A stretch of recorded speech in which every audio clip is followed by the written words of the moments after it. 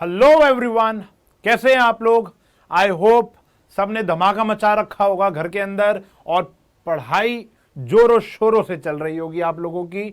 और जैसे कि आप जानते हैं प्रोबेबिलिटी एंड वेक्टर्स दोनों हमने बहुत ही बढ़िया तरीके से ताबड़तोड़ तरीके से खत्म कर लिया है। आज हम लोग ओ होय होय होय होय होय सबसे बेहतरीन topic, my personal favourite, 3D geometry करने वाले हैं। बच्चों को डर लगता है भाई 3D से, पता ही नहीं क्यों। ठीक है जी, देखो मैं आपको एक छोटी सी स्टोरी सुनाने वाला हूं कि बचपन में ना मुझे करेले पसंद नहीं थे।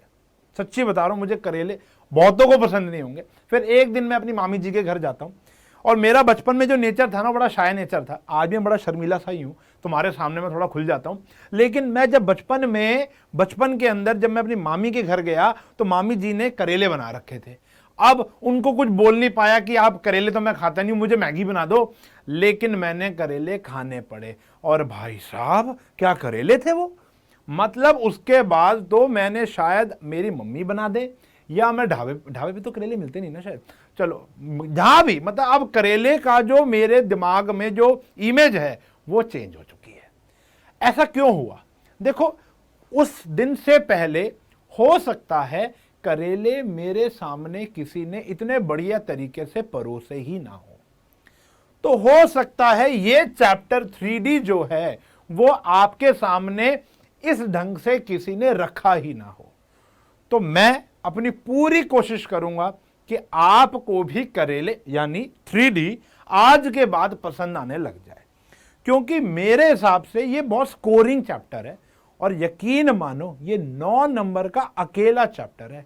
9 मार्क्स बहुत होते हैं भैया, तो 9 मार्क्स का इकलौता चैप्टर जिसके अंदर कुछ फॉर्मूले याद करके आप और कुछ छोटे छोटी बारीकियां प्रोसेस बनाकर कॉन्सेप्ट लिखकर आप इस कॉन्सेप्ट को बहुत अच्छे तरीके से पढ़ सकते हो और मार्क्स स्कोर कर सकते हो। तो आप और मैं आज से ये जर्नी, देखो वन शॉट में ना मैं इतना ज्यादा बिलीव नहीं करता हूं। मुझे पता है समय कम है, मैं वन शॉट पे इतना बिलीव नहीं करता हूं। मैं ये चाहता हूं कि ये लेक्चर वाइज आपको मिले, एब्जॉर्प्शन का समय मिले, लेक्चर की लेंथ बढ़ा देंगे, कोई टेंशन नहीं है। लेकिन इसको मैं 3 लेक्चर के अंदर खत्म करने वाला हूं और जो इसका आखिरी लेक्चर होगा वो सबसे ज्यादा धमाकेदार होगा, क्यों उसके अंदर मैं बोर्ड में आने वाले मोस्ट एक्सपेक्टेड क्वेश्चन कराऊंगा। ठीक है जी, तो साथ बने रहना और चैनल को सब्सक्राइब करो और शेयर करो दोस्तों के साथ। आपका अकेले का फायदा नहीं होना चाहिए, अकेले का फायदा, विन विन कंडीशन होनी चाहिए। आपको पढ़ना भी है और आपको दूसरों को पढ़वाना भी है। ठीक है जी, हम मेहनत कर रहे हैं आपके साथ, आपको भी हमारे लिए मेहनत करनी है। गिव एंड टेक थोड़ा बहुत तो होना चाहिए भाई लोग। तो अब कहानी है 3D ज्योमेट्री की। तो 3D ज्योमेट्री में पहले तो लगेगा वेक्टर्स। तो भैया अगर जिसने अभी तक वेक्टर के लेक्चर्स नहीं देखे, प्लेलिस्ट में जाओ और वेक्टर्स के लेक्चर को देखो और फिर आओ। ठीक है जी, वरना ये आपके लिए आज की क्लास नहीं है। तो पहले वहां पे वेक्टर की पढ़ाई करेंगे, फिर 3D। ठीक है जी, तो अगर हम 3D अपना स्टार्ट करें तो 3D स्टार्ट करने के लिए सबसे पहले हमको देखने पड़ेंगे कुछ बेसिक फॉर्मूलाज। ठीक है जी, तो अगर हम कुछ बेसिक फॉर्मूले की बात करते हैं बेटा, हाँ जी, तो बेसिक फॉर्मूले की बात करेंगे जो हमने 11th स्टैंडर्ड में 10th स्टैंडर्ड में पढ़े थे, लेकिन 10th स्टैंडर्ड के अंदर हमने 2D पढ़ा था। ठीक है जी, कोऑर्डिनेट ज्योमेट्री। लेकिन 11th स्टैंडर्ड में हमने इंट्रोडक्शन टू 3D पढ़ा था, तो वहां से हमारे ये कुछ फॉर्मूले आए थे। वो फॉर्मूले क्या थे? द डिस्टेंस बिटवीन 2 पॉइंट, मान लेते हैं ए और बी 2 पॉइंट है, उनके बीच का जो डिस्टेंस है, तो डिस्टेंस क्या होता है आपको पता होगा, क्या होता है डिस्टेंस? हाँ जी, आई होप आपको ये डिस्टेंस फॉर्मूला पता हो। वो होता था x2 माइनस x1 का whole square, y2 minus y1 का होल स्क्वायर और z2 माइनस z1 का होल स्क्वायर, और आंसर हमारा यूनिट में आता था। ठीक है जी, समझ रहे हो ना कि अगर 2 पॉइंट है, लेट्स से एक ए पॉइंट है जिसके कोऑर्डिनेट है x1 y1 z1 और एक बी पॉइंट है वो है x2 y2 और z2। ठीक है जी, आपको इनके बीच की दूरी निकालनी है, डिस्टेंस निकालनी है, और ये 3D के अंदर है तो डिस्टेंस ही आएगा। ठीक है जी, अगर हम 2D पे जाए 10th स्टैंडर्ड, इतना फॉर्मूला होता था, z नहीं होता था, तो under root x2 minus x1 का whole square plus y2 minus y1 का whole square plus z2 minus z1 का होल स्क्वायर का रूट मार दो, वो आंसर आ गया आपका डिस्टेंस फॉर्मूला। क्लियर है जी, आगे बढ़े। फिर आता है जी सेक्शन फॉर्मूला। सेक्शन फॉर्मूला हमने वेक्टर्स के अंदर भी पढ़ा था। देखो सेक्शन फॉर्मूला होता क्या है कि मान लेते हैं एक लाइन है, ये एक लाइन आ गई ए जिसमें कोऑर्डिनेट है x1 y1 और z1, और एक बी के कोऑर्डिनेट है x2 y2 और z2। ओके, आपको एक ऐसा पॉइंट निकालना है लेट्स से c जो कि इसको m/n में काट रहा है। If a point divides the line segment in a particular ratio is known as, तो उस पर्टिकुलर पॉइंट के कोऑर्डिनेट यानी इसके कोऑर्डिनेट निकालने के लिए आपको कौन सा फॉर्मूला लगाना पड़ता है, सेक्शन फॉर्मूला। तो इस C के कोऑर्डिनेट निकालने का जो फॉर्मूला तैयार करेंगे वो होगा क्रिस क्रॉस, यानी mx2 प्लस nx1 अपॉन में m प्लस n, ऐसे ही my2 प्लस ny1 अपॉन में m plus n। Got it. और फिर आ गया mz2 प्लस nz1 अपॉन में m प्लस n। क्लियर है जी। लेकिन अगर यही फॉर्मूला अभी जो मैंने आपको कराया, ये फॉर्मूला ये था इंटरनली का फॉर्मूला था ये। अगर कोई आपको बोले कि ये पॉइंट एक्सटर्नली काट रहा है यानी कहीं ना कहीं बाहर जाके काट रहा है, तो ये वाला जो पॉइंट होगा यानी प्लस की जगह आपको क्या लगा देना है, इस प्लस की जगह आपको क्या चेंज कर देना है, माइनस। ऊपर भी और नीचे भी प्लस की जगह क्या आ जाएगा, माइनस आ जाएगा। बच्चों इसको थोड़ा सा आपने गंभीरता से ले लेना है। तो बेसिक फॉर्मूले हैं लेकिन इफेक्टिव है, चैप्टर में कहीं पर भी लग सकते हैं। क्लियर है। तो अपने नोट्स बहुत बढ़िया तरीके से बनाने हैं आप लोगों ने। चलें आगे बढ़ते हैं। फिर आता है सेंट्रोइड। देखो सेंट्रोइड क्या होता है, centroid of a triangle formed by a triangle whose vertices are A B and C. तो मान लेते हैं कि एक ये ट्राइंगल है, ठीक है जी, ए बी एंड सी, इसके कोऑर्डिनेट x1 y1 z1 है, इसके है x2 y2 z2 है, और इसके है x3 y3 और z3 है। ठीक है जी, गॉट इट। आपने सेंट्रोइड निकालना है। अब मुझे जल्दी जल्दी बता दो कि सेंट्रोइड क्या होता है। सेंट्रोइड क्या होता है, सेंट्रोइड वो होता है जहां पर उस ट्राइंगल के तीनों मीडियंस मिल जाते हैं। ठीक है जी, तो this is centroid. Let's say इसका नाम हम ई दे देते हैं, डी भी दे सकते थे। तो इस ई के कोऑर्डिनेट कैसे निकलेंगे, तो कोऑर्डिनेट्स ऑफ सेंट्रोइड यानी ई के कोऑर्डिनेट कैसे होंगे, कुछ नहीं है, तीनों के एब्सीसा का एवरेज ले लो, यानी x1 plus x2 plus x3 divide by 3। इसी प्रकार y1 plus y2 plus y3 divide by 3, फिर z1 plus z2 plus z3 by 3। Got it है जी, समझ में आ गई बात। ओके, तो इन छोटे छोटे फॉर्मूले को आपने मन में बैठा लेना है और तभी आगे बढ़ने का कुछ फायदा आएगा। अच्छा जी, अब थोड़ा सा वेक्टर, मैंने क्या कहा था वेक्टर पूरे चैप्टर में लगेगा, लेकिन पहली एक्सरसाइज के अंदर वेक्टर लगता है, तो वेक्टर के कुछ टॉपिक मैं यहां पर दोबारा उठा रहा हूं। देखो पूरे चैप्टर के अंदर बात की जाए ना, देयर आर 2 टॉपिक्स, एक है लाइन और एक है प्लेन। ठीक है जी, तो अभी फिलहाल हम आज की क्लास में लाइन फिनिश करेंगे, अगली क्लास में हम प्लेन फिनिश करेंगे।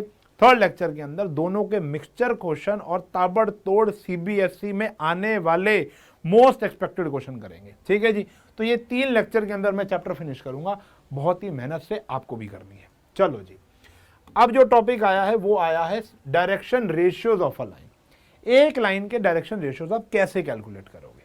देखो कह रहे हैं डी आर्स। अच्छा, मैं ना अब डायरेक्शन रेशियो पूरा नहीं बोलूंगा, आप भी पूरा मत बोलना, क्या होते हैं डी आर्स। अब डी आर छोटा लिख लो या डी आर्स ऐसे लिख लो।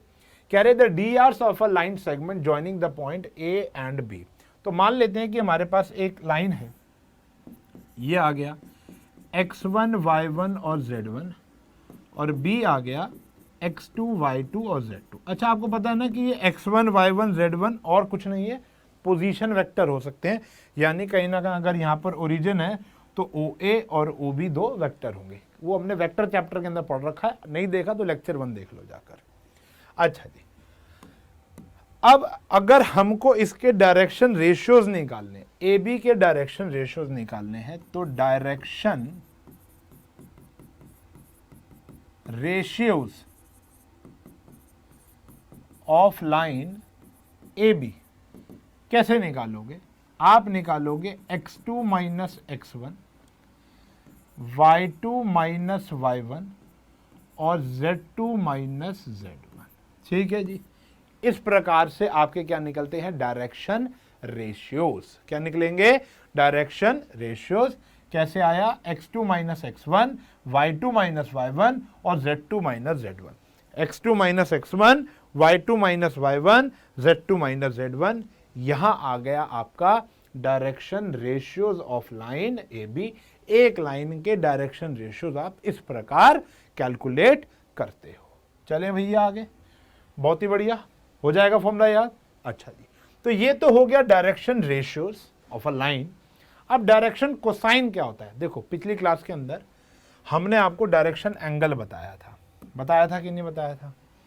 कि अगर ये एक एक्स एक्सिस, ये वाई एक्सिस ले लो, ये एक्स एक्सिस ले लो और ये ले लो अपना जेड एक्सिस। ठीक है जी, तो मान लेते हैं कि एक लाइन है, मान लेते हैं कि एक ये लाइन है, एल लाइन ले ली। ठीक है जी, अब पहले मैं आपको बता रहा हूं डायरेक्शन एंगल्स की बात। पहले मैं आपको क्या बता रहा हूं? Direction angle. तो ये लाइन इसके साथ अल्फा एंगल बनाएगी, ये लाइन इसके साथ बीटा एंगल बनाएगी और ये लाइन इसके साथ गामा एंगल बनाएगी। तो alpha, beta, gamma are direction angles. तो पहले तो मैं आपको ये रिवाइज करा दिया कि ये क्या है? Direction angles. तो angle made by a line with, angle made by, if a line makes alpha, beta, gamma with positive direction of, देखो नेगेटिव लिया ही नहीं ना, positive direction of x, Y and Z axis, then मतलब ये क्या हो गए? ये क्या हो गए? हमारे डायरेक्शन एंगल्स। अगर हम इन्हीं की कोसाइन वैल्यूज निकाल लें, यानी कॉस अल्फा, कॉस बीटा और कॉस गामा निकाल लें, तो इनको बोला जाता है क्या? Direction cosines. क्या बोलेंगे? डायरेक्शन कोसाइंस, उस लाइन के डायरेक्शन कोसाइंस। और इनको हम L, M और N से रिप्रेजेंट करते हैं। यानी जो L हो गया वो हो गया हमारा कॉस अल्फा, M जो हो गया वो हो गया हमारा कॉस बीटा और N जो हो गया वो हो गया हमारा कॉस गामा। क्लियर है? और एक उस दिन, वेक्टर वाले दिन, क्या दिन थे वो? वेक्टर वाले दिन मैंने आपको एक फॉर्मूला दिया था, एक कंक्लूजन दिया था। फटाफट से सोच लो वो क्या था, मजा आ जाएगा अगर तुम लोगों ने सोच लिया। वो ये था L square plus N square, L square plus M square plus N square is equals to 1। ये 1 1 नहीं लग रहा, ठीक है जी, तो 1 लिखा देते हैं। तो इज इक्वल्स टू 1, अब तो ठीक है, इज इक्वल्स टू 1। तो L square plus M square plus N square is equals to क्या हो गया बेटा? 1 हो गया। Got it? समझ में आ गई? If a line makes alpha, beta, gamma with positive direction of x, Y and Z axis respectively, तो उन एंगल्स को बोलोगे डायरेक्शन एंगल्स। उन्हीं की कोसाइन वैल्यू को, यानी कॉस की वैल्यू को आप बोलोगे direction cosines. L, M, N से रिप्रेजेंट करते हैं। L square plus M square plus N square 1 होता है। याद कर लो, नोट्स बना लो, लिख लो, टैटू कर लो, जॉली खेल लो। इंपॉर्टेंट है दोनों फॉर्मूले, डायरेक्शन रेशियो भी और डायरेक्शन कोसाइन भी। अगर मैं आपको बताऊं, there is a relationship between direction ratio and direction cosine, ठीक है जी, वो भी हम क्वेश्चन में आपको बताएंगे कि डायरेक्शन कोसाइन से रेशियो पे कैसे जाएंगे और रेशियो से कोसाइन पे, ठीक है ना। तो कैसे जाएंगे आओ देखते हैं। क्वेश्चन देख लो। ओए होए, तो बड़ी गंदी फिगर्स आई हैं। चलो चलो कोई नहीं, कॉर्पोरेट एनसीईआरटी उठा लो ना अपनी। देखो सब बच्चे अपनी एनसीईआरटी उठा सकते हैं। एनसीईआरटी का पहली एक्सरसाइज का पहला और दूसरा क्वेश्चन है, आ जाओ। कह रहे if a line makes 90 degree, 135 degree, 45 degree with x, Y and Z axis. 90 degree, 135, 45, तीन एंगल दे रखे हैं। आपको क्या निकालना है? Find its direction cosine. तो L होता है कॉस अल्फा, यानी ये हो गया कॉस 90 डिग्री, और कॉस 90 डिग्री की वैल्यू क्या होती है? 0। m हो गया हमारा cos beta. cos beta 135 degree की वैल्यू क्या होती है, -1/√2। इतना आना चाहिए आप लोगों को ट्रिग्नोमेट्री। और cos गामा की वैल्यू क्या होती है, cos 45, वो वैल्यू हो गई 1/√2। तो आपको क्या निकालने थे, डायरेक्शन कोसाइंस ऑफ लाइन। तो डायरेक्शन कोसाइंस क्या आ गए, 0 आ गया, -1/√2 आ गया और 1/√2 आ गया। खत्म, फिनिश, टाटा बाय बाय। ठीक है जी, तो ये क्वेश्चन फिनिश हो गया। इतना सही है, ठीक है ना, काम इफेक्टिव बहुत है। लेकिन find the direction cosine of a line which makes equal angle, जो इक्वल एंगल बनाएंगे विद कोऑर्डिनेट एक्सिस। यानी हमें गिवन क्या है कि जो अल्फा है और जो बीटा है और जो गामा है वो सेम है। इसका मतलब कॉस अल्फा, कॉस बीटा और कॉस गामा सेम आएगा। इसका मतलब एल, एम और एन सेम आएगा। ठीक है जी, अब ध्यान से देखो, तो L square plus M square plus N square किसके बराबर आ गया, 1 के बराबर आ गया। तो यहां पर आ गया L square is equals to 1, 3l square is equals to 1, L की वैल्यू 1/√3।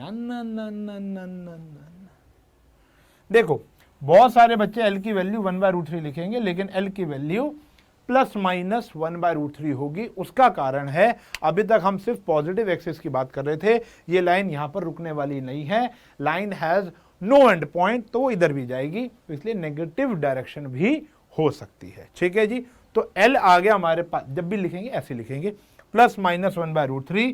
तो ध्यान रखना हमारा एल भी यही आया, एम भी यही आया और एन भी यही आया। तो हमें क्या बताना था, फाइंड करने थे डायरेक्शन कोसाइंस। तो आगे डायरेक्शन कोसाइंस क्या क्या वैल्यू आई है, +-1/√3। क्लियर है जी, डन है, आगे बढ़े। चलो, कह रहे if a line has direction ratios, तो हम डायरेक्शन कोसाइन कैसे निकालेंगे। तो अगर डायरेक्शन रेशियो है तो कोसाइन पे कैसे जाएंगे, बहुत ही सिंपल सा तरीका है। ध्यान से देखना, एक रिलेशन होता है कि जो L/A where ABC are direction ratios, M/B और N/C जो होता है वो प्रोपोर्शनेट होते हैं। ठीक है जी, तो इसको भी याद करना चाहो कर सकते हो, वरना सिंपल सी बात ये है कि अगर हम डायरेक्शन रेशियो से कोसाइन पर जाएंगे तो कुछ नहीं करना, आपको उसके मैग्नीट्यूड से डिवाइड कर देना है। तो इफ अ डायरेक्शन रेशियोज ये दे रखे हैं, आपको कोसाइन निकालना है, तो अगर मुझे एल निकालना है यानी कॉस अल्फा निकालना है, तो वैल्यू आएगी -18 अपॉन में इसका मैग्नीट्यूड। तो 18 का स्क्वायर होता है 324, इसका हो गया 144 और इसका हो गया जी 4। तो कितना आंसर आया देखो, जल्दी जल्दी देख लो फटाफट से, आप भी करो मैं भी करता हूँ। 324 + 144 और +4, एक सेकेंड, 18 × 18 324 प्लस 12 का स्क्वायर कितना हो गया 144। अच्छा 4 का स्क्वायर क्या हो गया मेरे को 16, 4 का स्क्वायर कितना हो गया जी 16, तो 484 आ गया। और 484 क्या होगा, 484 22 का होता है। ठीक है जी, चलो तो यहाँ 16 आएगा बेटा, ठीक है ना। तो ये आ गया -18/22, -18/22, यानी कहीं ना कहीं हो गया -9/11। तो ऐसे ही m निकाल लेंगे, कॉस बीटा अपॉन में 12 अपॉन में सेम आएगा 22, तो ये आ गया भैया 6/11 और n आ गया कॉस गामा यानी -4/22 यानी -2/11। तो देयरफॉर जो हमारे डायरेक्शन कोसाइंस होंगे वो हो गया 9/11, वो हो गया 6/11 और वो हो गया -2/11। क्लियर है जी, ओके। तो मैग्नीट्यूड से अगर आप डायरेक्शन रेशियो को डिवाइड कर देते हो तो वो क्या आ जाएगा, डायरेक्शन कोसाइंस। क्लियर है, ओके। ऐसे यहां पर भी है बेटा, डायरेक्शन कोसाइन निकालने of sides of a triangle. एक ट्राइंगल की 3 वर्टेक्स दे रखी है, मान लो ये A है, ये B है और ये C है। A के कोऑर्डिनेट है, पोजीशन वेक्टर है A, B दे रखे हैं -1, 1 और 2, और C दे रखा है आपको -5, -5 और -2। ठीक है जी, -5, -5, -2, गॉट इट है जी। अब आपको क्या निकालने हैं, direction ratios of A B. देखो डायरेक्शन कोसाइन डायरेक्ट ना निकालो, पहले डायरेक्शन रेशियोज निकालो। और एक लाइन के डायरेक्शन रेशियोज कैसे निकलते हैं, जल्दी जल्दी बता दो कैसे निकलेंगे। -1 -3, -1 -3, फिर यहां पर आ गया 1 -5 और यहां पर आ गया 2 -4। तो इसके डायरेक्शन रेशियोज क्या आ गए, -4 -4 और 6। ठीक है जी, तो ये 3 डायरेक्शन रेशियोज मिल गए। अब आप डायरेक्शन कोसाइंस निकाल सकते हो किसके बेटा, ए बी के। तो माइनस यानी इसको हम क्या लिखेंगे डायरेक्शन कोसाइन को, यह आ गया L इज इक्वल्स टू यानी कॉस अल्फा, वो आ गया -4 अपॉन में 16 + 16 + 36। ठीक है जी, तो 32 और प्लस 36, 32 + 36 कितना हो गया, 68। ठीक है जी, तो यहाँ पर आ गया -4/68 का रूट, ऐसे आ गया। ऐसे ही ये आया ए बी की बात, ऐसी आप किसकी बात निकाल लोगे बेटा, ऐसी बी सी का कर लोगे। तो यानी सबसे पहले आपको निकालने पड़ेंगे direction ratios of B C. तो बी सी के डायरेक्शन रेशियोज कैसे आएंगे, -5 -1 फिर -5 -1 और फिर -2 -2। तो ये आया बेटा -4 -6 -4। तो ये आ गया डायरेक्शन रेशियोज ऑफ BC।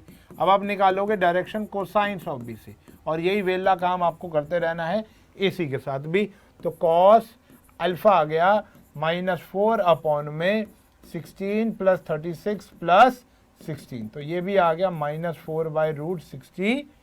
कर लोगे ना, कर ही लोगे। ठीक है जी, ऐसे ही m निकाल लेना है और ऐसे ही n निकाल लेना है, फिर AC का भी कर लेना है। क्लियर है जी, डन, ओके।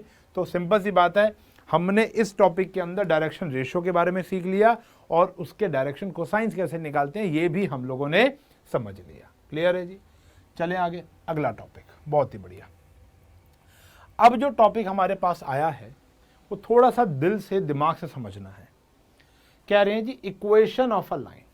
आप लोगों ने स्ट्रेट लाइन पढ़ा था, वहां पर हमने इक्वेशन ऑफ लाइन पढ़ी थी, लेकिन वो बहुत सारी वेरिएंट्स जो थे, 1 point form, 2 point form, intercept form, ठीक है जी, फलाना नॉर्मल फॉर्म, ठीक है जी, बहुत सारे फॉर्म्स हमने वहां पढ़े थे, लेकिन वो 2D पर था। आपने वहां पर रेड एक्सिस तो लिया ही नहीं था, ठीक है ना। तो वहां वाली फॉर्म और ये वाली फॉर्म में थोड़ा सा फर्क आएगा। वो वैसे भी कार्टेशियन में लिखा जाता है, यानी वो स्केलर में लिखा जाता है। यहाँ पर हम लोग वेक्टर और कार्टेशियन दोनों देने वाले, लेकिन 3D के अंदर। तो फॉर्मूले थोड़े से अंतर है, थोड़े नहीं काफ़ी अंतर है, आओ देखेंगे। तो पहले आता है equation of line. Equation of line की 2 फॉर्म्स होती हैं।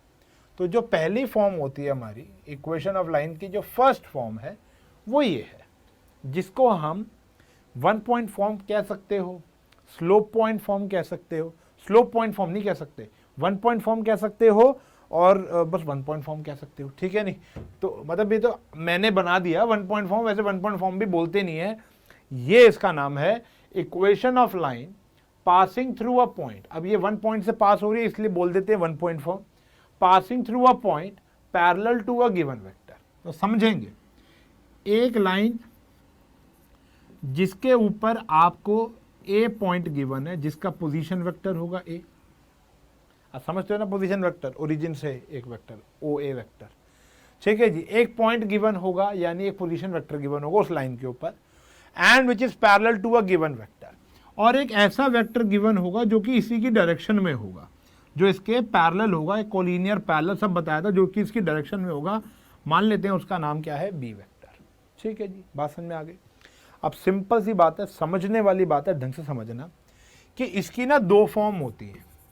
अब पूरे चैप्टर के अंदर चाहे आप इक्वेशन ऑफ लाइन देख लो, चैप्टर 2 पार्ट्स में बटा हुआ है, लाइन और प्लेन, बताया ना। तो चाहे इक्वेशन ऑफ लाइन हो, चाहे इक्वेशन ऑफ प्लेन हो, इक्वेशन ऑफ लाइन हो, इक्वेशन ऑफ प्लेन हो, आपको 2 फॉर्म्स में निकालनी होती है। एक होती है वेक्टर फॉर्म, एक होती है कार्टेशियन फॉर्म। अब जो वेक्टर फॉर्म है वो भी याद करनी है, कार्टेशियन फॉर्म है वो भी याद करनी है, ठीक है जी। तो दूसरी आ गई कार्टेशियन फॉर्म। अब जो ये वेक्टर फॉर्म और कार्टेशियन फॉर्म है, इसके फॉर्मूले क्या हैं? देखो, जितनी भी लाइन होंगी हम उसको आर वेक्टर से रिप्रेजेंट करते हैं वेक्टर फॉर्म में, ठीक है जी। तो मैं यहाँ नहीं लिखता, क्योंकि अगर यहाँ लिखूंगा तो फिर आप कार्टेशियन के साथ भी कंफ्यूज हो जाओगे। क्लियर है जी। तो यहाँ पर इसका फॉर्मूला बनता है are vector is equals to A vector plus lambda B vector. अब लेमडा बी इसलिए बोला क्योंकि ये इसके पैरेलल है, और हमने वेक्टर में बात बताई थी कि ए और बी अगर पैरेलल वेक्टर होंगे तो A vector is equals to lambda B vector होगा, और ये पासिंग थ्रू अ पॉइंट है। अब देखो, लॉजिक के पीछे जाएंगे तो बहुत सारे लॉजिक होते हैं, फॉर्मूले की डेरिवेशन होती है, लेकिन अभी फिलहाल हम फॉर्मूले को याद करेंगे। R vector is equals to A vector plus lambda B vector. Clear है जी। Where A is the position vector on line L, जिसकी आप इक्वेशन निकालने वाले हो, और उसी के पैरेलल एक वेक्टर दिया होगा बी, उसकी इक्वेशन आपको बी की आपको पैरेलल टू अ गिवन, वो वेक्टर का एक वो गिवन होगा, A I cap B J cap C K cap, वो आपने यहाँ पर लिख देना है। तो ये आएगी आपकी वेक्टर फॉर्म। अभी क्वेश्चन करेंगे तो सब दूध का दूध पानी का पानी। क्लियर है। फिर आती है कार्टेशियन फॉर्म, इसी की कार्टेशियन फॉर्म। तो मान लो कि ये एक पॉइंट दिया हुआ था, तो इसकी कार्टेशियन यानी इसमें वेक्टर ना लगाएं, ए वेक्टर ना हो, तो वो x1 y1 और z1 होगा बेटा, पॉइंट ही तो होगा। और जो ये बी वेक्टर होगा वो ऐसे होगा, A I cap B J cap और सी के कैप। मानते हो? क्लियर है। तो इसकी कार्टेशियन फॉर्म क्या बनी? इसकी कार्टेशियन फॉर्म है x माइनस x1 अपॉन में a, y minus y1 upon में b और z माइनस z1 अपॉन में c। हम डेराइव कर सकते हैं वेक्टर से कार्टेशियन, कार्टेशियन से वेक्टर डिराइव कर सकते हैं, वो नहीं करेंगे। हम क्वेश्चन पे जाके वहीं समझ लेंगे कि वेक्टर से कार्टेशियन और कार्टेशियन से वेक्टर कैसे पहुंचा जा सकता है। बहुत ही आसान है। मतलब सिंपल सी बात ये देख लो, x1 y1 z1 तो a हो गया, ठीक है जी, और ए बी सी है क्या? आपका पैरेलल वेक्टर, आपका पैरेलल वेक्टर के डायरेक्शन रेशियोज यानी स्केलर कंपोनेंट। ठीक है। तो थोड़ी बहुत बातें तो भैया आपको याद रखनी पड़ेंगी वेक्टर की। तो एक आता है हमारा वेक्टर फॉर्म और एक आता है हमारा कार्टेशियन फॉर्म, दोनों ही याद करना है तो आगे बढ़ेंगे। क्लियर है। तो equation of line passing through a point and parallel to a given vector का फॉर्मूला ये मैंने आपको दे दिया। ठीक है जी, आगे बढ़े, अच्छे से नोट्स बनाएंगे। फिर आता है equation of line. Equation of line की 2 पॉइंट फॉर्म। कौन सी फॉर्म? 2 point form. यानी अब समझ ही गए होगे ना 2 पॉइंट का मतलब क्या है, कि हमको एक ऐसी लाइन की इक्वेशन निकालनी है। मान लो ये ए गिवन है और ये बी, तो यानी ये ए का पोजीशन वेक्टर हो गया और ये बी का पोजीशन वेक्टर हो गया। ठीक है जी। तो हमें क्या करना है, फिर वही पहले निकालनी है हमको वेक्टर फॉर्म, और फिर हमको निकालनी है कार्टेशियन फॉर्म। ठीक है जी, समझ पा रहे हो? तो अगर हम वेक्टर फॉर्म निकालने निकले तो फॉर्मूला लगभग वैसा ही है, are vector is equals to A vector, A ले लिया, plus lambda B vector minus ए vector, plus lambda B vector minus ए वेक्टर। अब देखो, हम बी वेक्टर माइनस ए वेक्टर क्यों कर रहे हैं? क्योंकि अगर मेरे को डी आर निकालने हैं, मुझे इसके डायरेक्शन रेशियोज या इसके पैरेलल वेक्टर के डायरेक्शन रेशियोज भी निकालने, मान लो, तो जो इसके डायरेक्शन रेशियोज होंगे वही तो इसके डायरेक्शन रेशियोज होंगे। देखो भैया, पैरेलल वेक्टर की पहचान, पैरेलल लाइंस की पहचान मैं आज आपको बता देता हूं। जो वेक्टर की थी वही लाइन की है, कि इनके डायरेक्शन रेशियोज प्रोपोर्शनेट या बराबर होते हैं। ठीक है जी। तो यहां पर जो इसके डायरेक्शन रेशियोज होंगे वही तो इसके होंगे। तो अगर हमने इसके नहीं पता तो हमने इसके निकाल लिए, बात तो एक ही है। और डायरेक्शन रेशियोज कैसे आते हैं? x2 minus x1, y2 minus y1, z2 minus z1। बात समझ में आ गई ना? तो हमने एक्चुअल में तो यही किया है, लेकिन इतनी डीप थिंकिंग के अंदर जाने की अभी फिलहाल, हाँ जा सकते थे, लेकिन अभी फिलहाल समय नहीं है। ठीक है ना?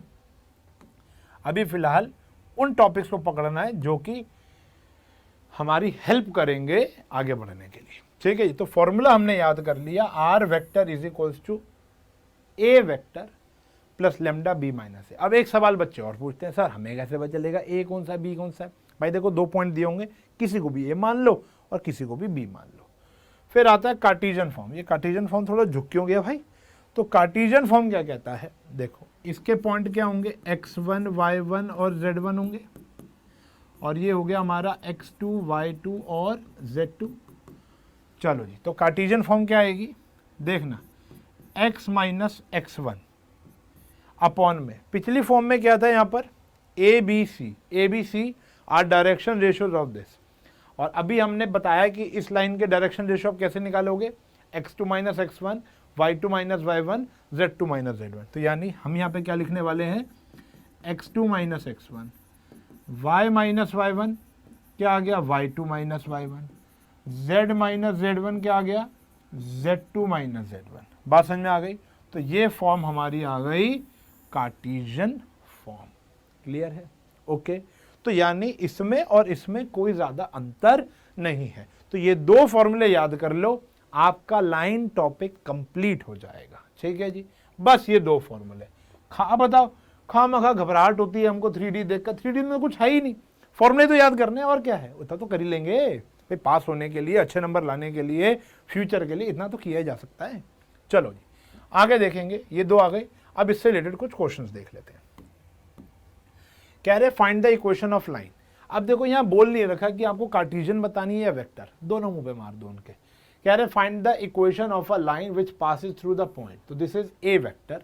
अगर मैं वेक्टर फॉर्म निकालूं और यहां निकाल लेता हूं मैं अपनी कार्टेशियन फॉर्म। ठीक है जी, तो दोनों बता देते हैं आपको। तो अब मेरा ए वेक्टर क्या हो गया बेटा, I cap 2j cap, position vector ऐसे निकलता है ना, और 3k कैप, और पैरेलल टू दिस वेक्टर दे रखा है, तो बी वेक्टर क्या आ गया, 3i कैप 2j कैप और -2k कैप। तो हमारा इक्वेशन ऑफ लाइन क्या आ जाएगा बेटा, इक्वेशन ऑफ लाइन की vector form r vector is equals to A vector plus lambda b. अब ये भी याद कराया, तो ए वेक्टर ये आया प्लस लेमडा बी वेक्टर, बस यही छोड़ देना है, यही हमारा आंसर है, और स्टैंडर्ड फॉर्म भी यही है। ठीक है ना, तो स्टैंडर्ड फॉर्म भी कह सकते हो आप इसको। खत्म हो गया जी, डन है, आगे बढ़े। चलो अब बात करते हैं कार्टेशियन फॉर्म की। कार्टेशियन फॉर्म में हमको ए के पॉइंट दिए हुए हैं 1 2 3, ठीक है जी, और हमको डीआर्स ऑफ पैरेलल वेक्टर क्या गिवन है, डीआर्स ऑफ पैरेलल वेक्टर 3 2 -2, 3 2 और -2। तो बस अब हम लिख देंगे अपनी इक्वेशन ऑफ लाइन, क्या आएगा, x माइनस x1 पहले फॉर्मूला, चलो, is equals to y minus y1 upon में b और z माइनस z1 अपॉन में c। तो x माइनस x1 अपॉन में a, y minus y1 upon में b और z माइनस z1 अपॉन में c। तो ये आ गई बेटा हमारी कार्टेशियन फॉर्म। सिंपल है, फॉर्मूला लगाओ आंसर पाओ, सिंपल सी कहानी है, कोई दिक्कत है नहीं। चलें आगे, ओके। और क्वेश्चन करें इसके, देखो find the equation of a line in vector as well as in cartesian form. तो दोनों बोल दी, तो यहां पर लिख देते हैं हम वेक्टर और यहां पर लिख देते हैं हम कार्टेशियन। ठीक है जी, that passes through the point, जिसके पोजीशन वेक्टर ये है। तो ए वेक्टर दे रखा है 2i cap minus j cap plus 4k cap, और यहां कह सकते हैं ए के पॉइंट हैं 2 -1, 4। ठीक है जी, पॉइंट से पोजीशन वेक्टर से पॉइंट, कोई दिक्कत नहीं है। अच्छा, और direction ratios and is in the direction, यानी ये इस डायरेक्शन में जा रहे हैं, यानी हमने पैरेलल वेक्टर के डीआर दिए हुए हैं। तो यहां पर आपको दिया हुआ भैया बी वेक्टर, वो है i cap 2j cap minus k cap. ठीक है जी, और यहां पर आप D Rs of parallel vector लिख सकते हो, वो क्या है बेटा हमारा 1 2 और -1। क्लियर है, तो हमारी जो इक्वेशन होगी वो क्या हो जाएगी, r vector is equals to A vector. देखो कितने चुन्नू मुन्नू से क्वेश्चन है, खामखा घबराते हैं हम लोग 3D से, तो यकीन मानो बहुत ही आसान है बेटा, ट्रस्ट में। x माइनस 2/1, y प्लस 1/2 और z माइनस 4/-1, और वन शॉट के चक्कर में मत पढ़ा करो जब तक कॉन्सेप्ट क्लैरिटी ना हो। For brushing up one shot okay, लेकिन 3-3 घंटे एक एक लेक्चर देखना, मैं इसके खिलाफ हूं। मतलब फ्यूचर में बनाएंगे, हम लोग भी वन शॉट बनाएंगे, लेकिन अभी फिलहाल हमारा जो पहला गोल ये है कि हम पहले कॉन्सेप्ट तो शार्प कर लें, फिर वन शॉट बना देंगे। क्या दिक्कत है वन शॉट, ठीक है जी। उससे पहले हर एक चीज आपको क्लियर होनी चाहिए, क्रिस्टल क्लियर, ठीक है जी। इंग्लिश मेरी हमेशा हाई रहती है, ठीक है ना, तुम्हें पता ही होना चाहिए। चलो जी, तो ये आ गई वेक्टर फॉर्म और ये आ गई हमारी cartesian form. Got it, clear है, ओके, ऑलराइट। चलो आगे फिर ये देख लेते हैं, बहुत सिंपल है, थोड़ा सा दिमाग एक्स्ट्रा लगेगा और वो हम लगवा देंगे। कार्टेशियन इक्वेशन निकालनी है आपको, विच पासेस थ्रू द पॉइंट, ठीक है जी। तो हमें ए के कोऑर्डिनेट गिवन है -2, 4 और -5 and parallel to a line. ध्यान समझना, हमको एक लाइन की इक्वेशन निकालनी है L1 और हमें दूसरी L2 की इक्वेशन गिवन है और ये दोनों पैरेलल है। इसके ऊपर हमको पॉइंट गिवन है, कौन सा, ए पॉइंट, वो है -2, 4 और -5, ठीक है जी। और इसकी इक्वेशन आपको गिवन है, वो है x + 3/3 और y - 4/5 और z + 8/6। तो अब इक्वेशन पढ़नी तो आपको आ गई होगी कि इसका मतलब क्या है। अब देखो, इसका मतलब ये है कि इसके ऊपर हमको एक पॉइंट गिवन होगा, ठीक है जी, लेट्स से P पॉइंट, और उसके कोऑर्डिनेट होंगे -3, 4 और -8।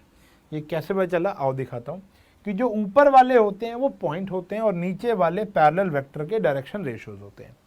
तो ऊपर वाला जो पॉइंट है, फॉर्मूला क्या है, x - x1। तो यहाँ पर x - x1 होगा, तो यानी जो x1 होगा वो -3 होगा। तो ये -3 आ गया, ये 4 आ गया और ये -8 आ गया। और जो इसका पैरेलल वेक्टर होगा, जो इसका पैरेलल वेक्टर होगा वो ये नहीं होगा 3i, 5j और 6k, मानते हो। अगर ये दो लाइन आपस में पैरेलल हैं और इसका पैरेलल वेक्टर ये दे रखा है, यानी इसका जो b वेक्टर है वो ये रहा, तो भैया इसका भी तो b वेक्टर यही होगा। अगर ये आपस में पैरेलल है और इस L2 के ये वाला b वेक्टर पैरेलल है, तो L1 के भी तो b वेक्टर पैरेलल ही होगा। तो बस आ गया। तो अगर मेरे को लिखने हो direction ratios of parallel vector, तो वो क्या होंगे, यही तो होंगे, ये वाले 3, 5 और 6, 3, 5 और 6। तो अब आप क्या लिख लोगे, अपनी इक्वेशन ऑफ लाइन की कार्टेशियन फॉर्म, सिर्फ कार्टेशियन फॉर्म बोलिए यहाँ पर, तो वो आ गया x - x1 अपॉन में a, y - y1 अपॉन में b और z - z1 अपॉन में c। ये आंसर आ गया। तो थोड़ी सी कॉमन सेंस साथ लेकर बैठा करो, ठीक है जी। Common sense need not to be common, but फिर भी उसको कॉमन किया जा सकता है। वो ये है कि अगर ये L2 B के पैरेलल है, मतलब अगर ये इस डायरेक्शन में है, ये इस डायरेक्शन में है, मतलब अगर ये इस डायरेक्शन में है, ये इस डायरेक्शन में, तो इसका पैरेलल वेक्टर भी इसकी डायरेक्शन में होगा। बात समझ में आ गई, ओके, समझ में आ रही है बात, क्लियर है। चले आगे, आओ जी। अगला टॉपिक, कार्टेशियन इक्वेशन दे रखी है, वेक्टर लिख दो। अरे बहुत ही आसान है, कार्टेशियन से वेक्टर, वेक्टर से कार्टेशियन, कार्टेशियन से वेक्टर, वेक्टर से कार्टेशियन, बहुत ही आसान होता है। आओ सिखा देते हैं आपको। देखो क्या दे रखा है आपको, आपको इक्वेशन दे रखी है x - 5/3, y + 4/7 और z - 6/2। अब जिन जिन बच्चों ने एनसीईआरटी पकड़ रखी है इस समय, वो देख रहे होंगे यार सर इतने सारे क्वेश्चन छोड़ दिया आपने पहला, दूसरा, तीसरा क्वेश्चन छोड़ दिया। फिर क्वेश्चन आया था एंगल बिटवीन टू लाइंस। अरे भैया सीबीएसई का सिलेबस उठाओ और देखो, वैसे मुझे समझ में नहीं आता, इतना इंपॉर्टेंट टॉपिक है एंगल बिटवीन टू लाइंस का, इतने सारे क्वेश्चन बनते हैं, लेकिन सीबीएसई ने उसको डिलीट कर दिया है। तो angle between two lines is deleted bye CBSE. CBSE ने डिलीट कर दिया, तो उसको करने की कोशिश नहीं करना, कट्टू काटा मार दो, ठीक है जी। तो उतना ही पढ़ेंगे, अभी तो फिलहाल उतना ही पढ़ेंगे जितना हमको पेपर में बिल्कुल प्रिसाइज पढ़ना है, ठीक है ना, क्योंकि समय नहीं है, रिवीजन भी करनी है, सैम्पल पेपर भी करने हैं और फिर वन शॉट की भी रिक्वेस्ट कर रहे हो तुम लोग, ठीक है जी।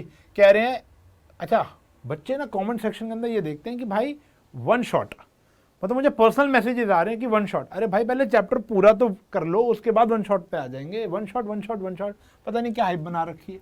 चलो, Cartesian equation of a line दे रखी है, वेक्टर फॉर्म निकालना है, सिंपल सा फंडा है, आप चेक कर सकते हो यहीं पर ही। तो ये जो आगे वाला वेक्टर होता है ये पॉइंट होता है, तो ये ऊपर आता है, सिंपल सा फंडा, ट्रिक दे रहा हूं। और जो पीछे वाला वेक्टर होता है पैरेलल वेक्टर, वो नीचे आता है, बस हो गया।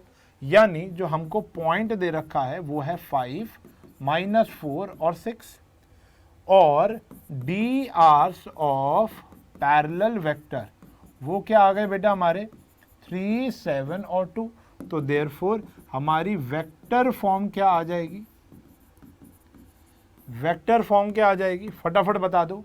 वो आ जाएगी r vector is equals to A vector, यानी 5i कैप -4j कैप और 6k कैप प्लस लेमडा, ये आ गया 3i कैप 7j कैप और 2k कैप। क्लियर है जी, डन है, हो गया। तो वेक्टर से कार्टेशियन और कार्टेशियन से वेक्टर पर भी आप जा सकते हो। चले, चलो जी, फिर आते हैं वेक्टर और कार्टेशियन इक्वेशन निकालनी है which is passing through 2 point. ठीक है जी, एक और फॉर्मूला पढ़ा था ना अभी हमने, ये रहा जी 2 पॉइंट फॉर्म। अब 2 पॉइंट फॉर्म का एक आधी क्वेश्चन है वो देख लेते। वैसे मैंने बताया ना कोई ज़्यादा खास फर्क नहीं है। 2 पॉइंट, तो हमको ए पॉइंट दिया हुआ है 3 - 2 - 5, वेक्टर भी निकालना है कार्टेशियन भी, और बी पॉइंट दिया हुआ है 3 - 2 और 6। तो यहाँ निकाल लेते हैं हम वेक्टर फॉर्म और यहाँ निकाल लेते हैं हम कार्टेशियन फॉर्म। तो वेक्टर फॉर्म जो है हमारी वो है are vector is equals to A vector plus lambda B vector minus A vector. तो इस ए वेक्टर का क्या बन जाएगा 3i - 2j - 5k, और बी वेक्टर बन जाएगा 3i - 2j + 6k।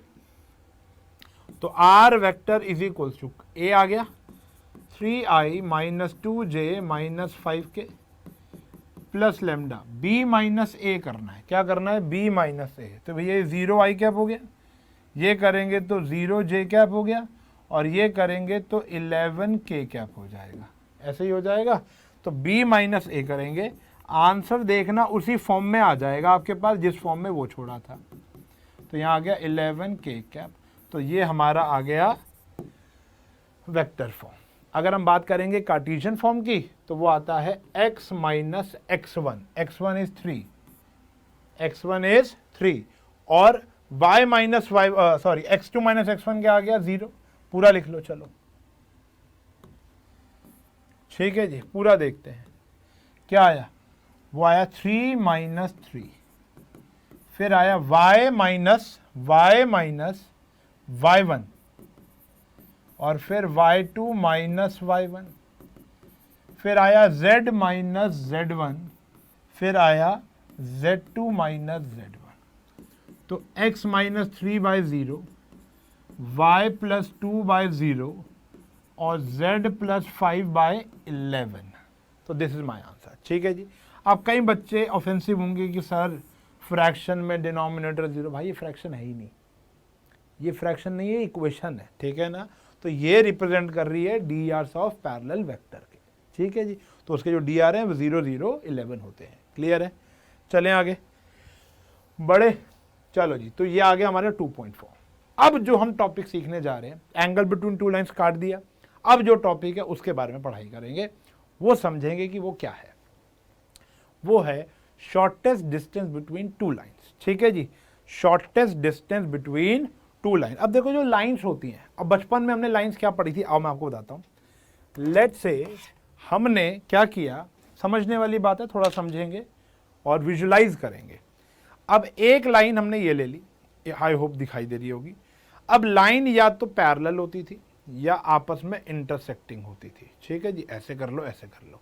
तो अब जो हमने 2D ज्योमेट्री में पढ़ा था, लाइन या तो पैरेलल होती थी, इंटरसेक्टिंग होती थी, परपेंडिकुलर या जैसे मर्जी कह लो, चाहे ऐसे वो हो गया चाहे ऐसे हो गया, वो इंटरसेक्टिंग होती थी या वो क्या होती थी, पैरेलल होती थी। ठीक है जी।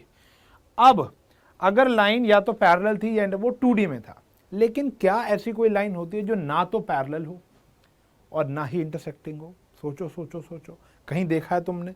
देखो 3D के अंदर ऐसा पॉसिबल है। ठीक है जी, तो आओ देखते हैं कि shortest distance between two lines, दो लाइंस के बीच में शॉर्टेस्ट डिस्टेंस निकालने का ये टॉपिक है। लेकिन उससे पहले हमें ये समझना है इस हाथ वाली जो लाइन है वो है स्क्यू लाइंस और ये लाइंस है हमारी पैरेलल। तो जीवन आपको समझ में आ गया होगा मैं क्या दिखा रहा हूं। एक है हमारी स्क्यू लाइन और एक है हमारी पैरेलल लाइन। अब स्क्यू लाइंस क्या है, आप ध्यान से देखो, लाइन ना तो इंटरसेक्ट कर रही है, ये वाली लाइन और ये वाली लाइन ना, तो भाई देखो एक ऊपर है और एक नीचे है, चेक कर लो।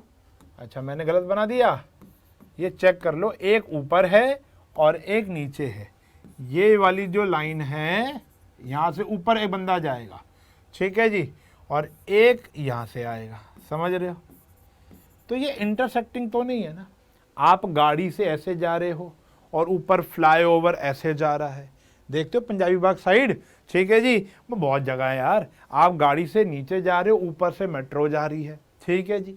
तो ये आती है हमारी कौन सी लाइन, स्क्यू लाइंस। कौन सी लाइन होती है, स्क्यू, जो ना तो पैरेलल हो, not parallel, not intersecting, intersecting, ना तो ये पैरेलल होगी ना ही ये क्या होगी, इंटरसेक्टिंग होगी, ना तो पैरेलल ना इंटरसेक्टिंग।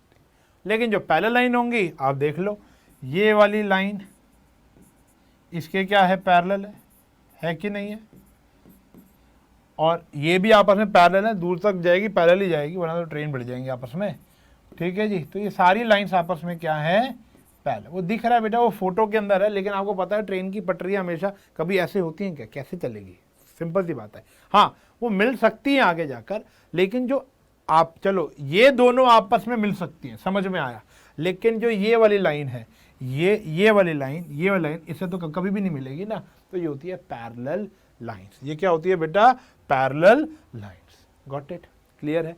तो एक होती है, वो तो पता ही था हमें, ये तो हमें पहले से पता था, हमें बस ये समझना है कि स्क्यू लाइंस क्या होती हैं। तो स्क्यू लाइंस वो होती हैं जो ना तो पैरेलल हो और ना ही इंटरसेक्टिंग हो। क्लियर है, बात समझ में आ गई। ओके चले आगे, आओ देखो। फिर आता है formula of the shortest distance between skew lines and parallel.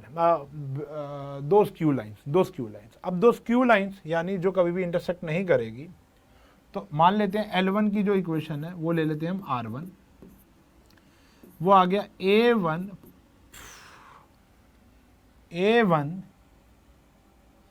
Plus lambda B1, दो इक्वेशन है ना बेटा, और R2 ले लेते हैं A2 प्लस लेमडा B2, ठीक है जी, ओके।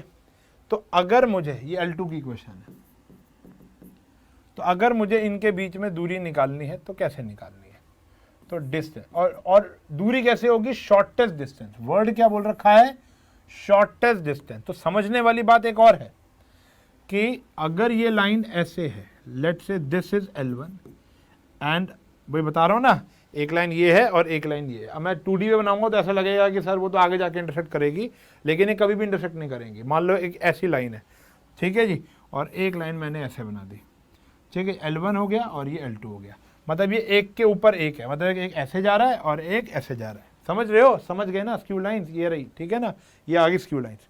तो अगर इनके बीच में हमें क्या निकालना है, शॉर्टेस्ट डिस्टेंस। क्या निकालना हमें, शॉर्टेस्ट डिस्टेंस। अब शॉर्टेस्ट डिस्टेंस वो डिस्टेंस होता है जो कि परपेंडिकुलर होता है, और वो परपेंडिकुलर होना चाहिए दोनों लाइंस के, परपेंडिकुलर होना चाहिए दोनों लाइंस के। तो if a line which is perpendicular to two lines, तो क्रॉस प्रोडक्ट करते थे, वेक्टर याद आया। तो यहाँ पे फॉर्मूले में भी कुछ इसी प्रकार है, फॉर्मूले में भी हम क्या करेंगे, कहाँ गया, इधर खुल जा बाबू, चलो। तो फॉर्मूले में भी यही है, शॉर्टेस्ट डिस्टेंस। तो पहले तो हम मॉड्यूलस डाल देंगे क्योंकि आंसर नेगेटिव नहीं आना चाहिए। वो होता है बेटा A2 minus A1 dot B1 cross B2 upon में magnitude of B1 cross B2, ठीक है जी। एक्चुअल में तो यही हो रहा है ना कि ये यूनिट वेक्टर निकल रहा है, क्रॉस निकालते थे ना कि अगर एक लाइन एक वेक्टर दो वेक्टर्स के परपेंडिकुलर होता है तो हम उसका यूनिट वेक्टर क्रॉस प्रोडक्ट का यूनिट वेक्टर निकाल लेते थे। ठीक है जी, याद है तो बहुत अच्छी बात, वरना तो भैया फॉर्मूला मैंने आपको दे ही दिया। A2 minus A1 dot product B1 cross B2 upon में क्या आया, B1 क्रॉस B2 का मैग्नीट्यूड। ठीक है जी, और फिर पूरे आंसर को मॉड्यूलस में डाल देंगे और आंसर हमारा यूनिट्स में आ जाएगा। क्लियर है, फॉर्मूला याद रख लेंगे, कोई दिक्कत तो नहीं। चलो जी, इसको अच्छे से याद कर लेना, अभी क्वेश्चन भी करेंगे। फिर आता है पैरेलल लाइंस। अच्छा, पहली बात तो हमें ये भी देख लेनी है कि पैरेलल लाइंस की पहचान क्या है। Shortest distance between parallel lines, if this is L1 and this is L2। तो सिंपल सी बात बेटा ये है कि ये तो पैरेलल है, ठीक है ना। तो R वेक्टर जो होगा इसका वो A1 प्लस लेमडा B, और इसका जो R होगा वो होगा A2 प्लस लेमडा B, क्योंकि दोनों का जो पैरेलल वेक्टर है वो बिल्कुल क्या होने वाला है, सेम होने वाला है। यहां पर इसका पैरेलल ये होगा तो इसका ये होगा, समझ रहे हो। तो ये कभी भी एक नहीं हो सकते, लेकिन यहां पर ये दोनों हमेशा क्या होंगे, सेम होंगे। ठीक है ना, तो यहां पर B वेक्टर ही आएगा। अब हमें इसके बीच की दूरी निकालनी है, तो वो कैसे निकलेगी, फॉर्मूला दे देता हूं मैं आपको। तो distance between parallel vector is B vector cross A2 minus A1, इसका क्या आ गया, magnitude. A2 minus A1 vector किया, B के साथ उसका क्रॉस कर दिया, अपॉन में कर दिया magnitude of B vector, upon में कर दिया magnitude of B vector. Got it. तो ये आ गया हमारा आंसर यूनिट में। तो पैरेलल वेक्टर की पहचान क्या होती है कि इसके जो पैरेलल वेक्टर होता है उसके डायरेक्शन रेशियो या तो सेम होंगे या पैरेलल होंगे या प्रोपोर्शनल। वैसे सेम कर सकते हैं हम, वो हो जाएंगे। तो आप मान के चलो कि ये दोनों वेक्टर क्या होंगे, आपके सेम होंगे। क्लियर है जी, आगे बढ़े, चले देखें, आओ क्वेश्चन देख लेते हैं। वैसे तो ये क्वेश्चन इतने आसान है कि आप खुद भी कर सकते हो। पहले देखो इन लाइंस के बीच में शॉर्टेस्ट डिस्टेंस, तो पता क्या चलेगा कि ये पैरेलल है, ये पैरेलल है या ये पैरेलल नहीं है, या ये स्क्यू है। तो हमें पता चलेगा इसके नीचे वालों से, क्या ये दोनों सेम है, क्या ये तीनों और ये तीनों सेम है या प्रोपोर्शनेट है। Answer is no. तो यानी लाइंस क्या होंगी, स्क्यू होंगी। तो अब सबसे पहले तो हम करेंगे A2 माइनस A1। क्या करने वाले हैं, A2 माइनस A1। तो अगर हमें पता हो कि हमारा A2 क्या है और A1 क्या है तो काम हो जाएगा बेटा। आओ देखो, पहले मैं सारा सामान लिख देता हूं। तो A2 वेक्टर क्या है, ये आ गया 3i cap 5j cap 7k cap. ठीक है जी।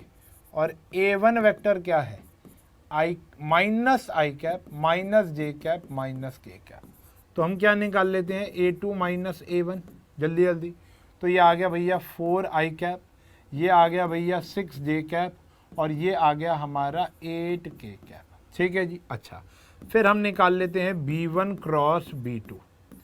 तो B1 क्रॉस B2 ऐसे निकलता है बेटा, क्रॉस प्रोडक्ट वेक्टर में सिखाई थी।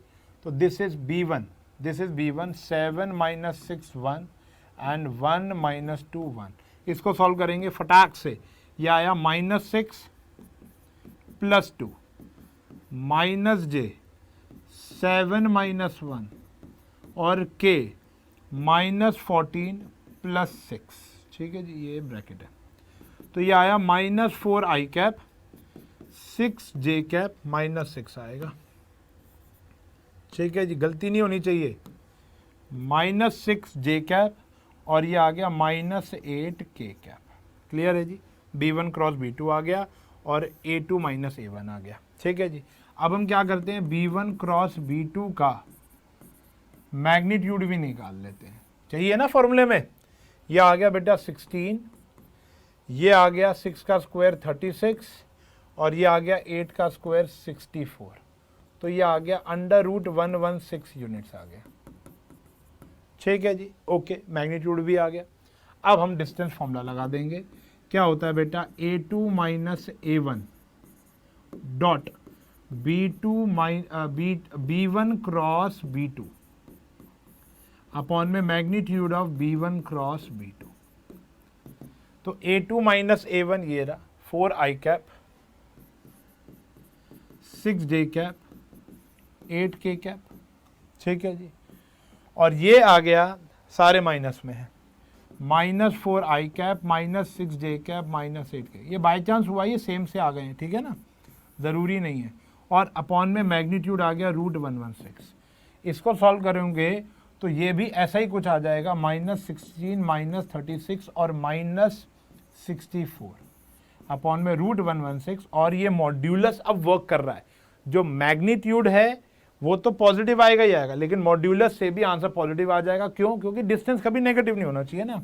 तो जो हमारा डिस्टेंस आ गया वो कितना आ गया, 116 अपॉन में √116 कट जाएगा, तो आंसर आ गया √116 यूनिट। इसको और सिंप्लीफाई कर लिया जाएगा, ठीक है जी, ओके। तो ये एक फॉर्मूला है, प्रेजेंटेशन पूरी बता दी कि सबसे पहले A2 - A1, फिर B1 क्रॉस B2, फिर B1 क्रॉस B2 का क्या निकालना है आपको, मैग्नीट्यूड, और फिर फॉर्मूला हमारा ये रहा डिस्टेंस फॉर्मूला, उसके अंदर हमने इसको परोस देना है। Got it? क्लियर है? आगे बढ़े, चलो जी। फिर आते जी एग्जांपल नंबर 2 पर। आप मुझे बताओ, यहाँ पे दिख रहा है ना दूर से कि ये दोनों क्या हैं बेटा, सेम है, तो हमें ये लाइंस क्या हैं, parallel. Since L1 is parallel to L2, तो डिस्टेंस बिटवीन टू क्या होगा, B vector cross A2 - A1 का मैग्नीट्यूड अपॉन में मैग्नीट्यूड ऑफ B, ठीक है जी। तो यहाँ पर भी सबसे पहले आपको क्या लिखना है बेटा, A2 - A1, तो लिख दो A2 - A1। ये आया 2i कैप, ये आ गया j कैप, और ये आया -k कैप, ठीक है जी। और B वेक्टर आपको दिया हुआ है, तो पहले हम निकाल लेते हैं B vector cross A2 - A1, तो वो भी ऐसे ही आ जाएगा i j k। तो वो क्या आया, B क्या है हमारा, पहले B के आ जाएंगे 2 3 6, और फिर A2 - A1 के आ जाएंगे 2 1 -1। तो सॉल्व कर लो भैया, 3 - 6 -3 - 6, ये -9 आ गया। फिर इधर देखोगे -2 - 12, तो ये -14 आ गया। और K कैप देखोगे तो 2 - 6, तो -4 आ गया, ठीक है जी, डन। अब हम इसका निकाल लेते हैं मैग्नीट्यूड, ओके ना, समझ में आ रहा है? इसका मैग्नीट्यूड क्या आएगा, 81 प्लस 14 का होता है 196, और ये हो गया भैया हमारा 16, ठीक है जी। तो 196 हो जा सीधा, चलो ये हो गया बेटा 196 प्लस 81 प्लस 16, ये आ गया 293, दिस इज 293 √293 यूनिट्स। क्लियर है? अब हमारा डिस्टेंस फॉर्मूला आ जाएगा, बड़े ही ध्यान से, ये लगा दिया ना, ऊपर था √293 डिवाइड्स बाय B का मैग्नीट्यूड, सिर्फ और सिर्फ B का मैग्नीट्यूड, B ये रहा, तो B का मैग्नीट्यूड कितना बेटा, 4 9 और 36, तो ये आ गया 7, तो D आ गया √293 अपॉन में 7 यूनिट्स। तो ये आ गया हमारा distance between these two parallel lines. इसको एक बार चेक कर लेना बस, वो गलती नहीं होनी चाहिए। ये आया 2, ये आया 1, और ये आया हमारा -1, बिल्कुल ठीक है, 2 1 -1, और ये आया 2 3 6। सॉल्व करेंगे, -3 -6 -9 हो गया, और ये -j था, तो ये आया -2 -12, ठीक है, -14 प्लस 14 हो गया, और ये आ गया हमारा 2 -6 -4, तो ये 81 196 16, 81 196 और 16 2 9, बिल्कुल ठीक है, ठीक है जी। तो ये हमारा आंसर आ गया। बात समझ में आ गई? ऑल क्लियर है जी? Okay report. तो हमने आज अपना, देखो मैं आपको बताऊं कि देयर आर 2 टॉपिक्स, पूरे चैप्टर में 2 टॉपिक हैं, एक है लाइन और एक है प्लेन, लाइन और प्लेन। तो इसके अंदर फर्स्ट एक्सरसाइज आपकी एनसीईआरटी की और सेकंड एक्सरसाइज कवर होती है, और आज आप बैठकर ये दोनों एक्सरसाइज निपटा लो। अगली क्लास के अंदर हम लोग अपना प्लेन पढ़ेंगे, नेक्स्ट लेक्चर के अंदर और नेक्स्ट क्लास के अंदर, ठीक है जी।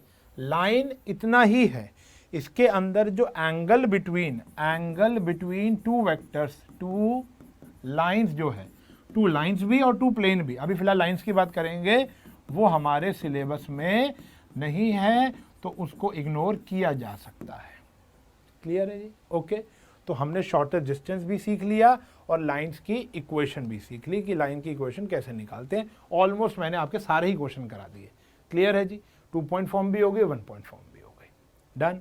चलिए जी, तो ढंग से करेंगे दोनों एक्सरसाइज, जो डाउट हो बताएंगे कमेंट सेक्शन के अंदर, और एग्जाम्पल जरूर करेंगे। इस चैप्टर के एग्जाम्पल बहुत अच्छे हैं, ठीक है जी। एनसीईआरटी के एग्जाम्पल बहुत अच्छे हैं, तो वो जरूर करना है, ठीक है। तो मिलेंगे अगली क्लास में प्लेन के साथ, तब तक के लिए बाय बाय।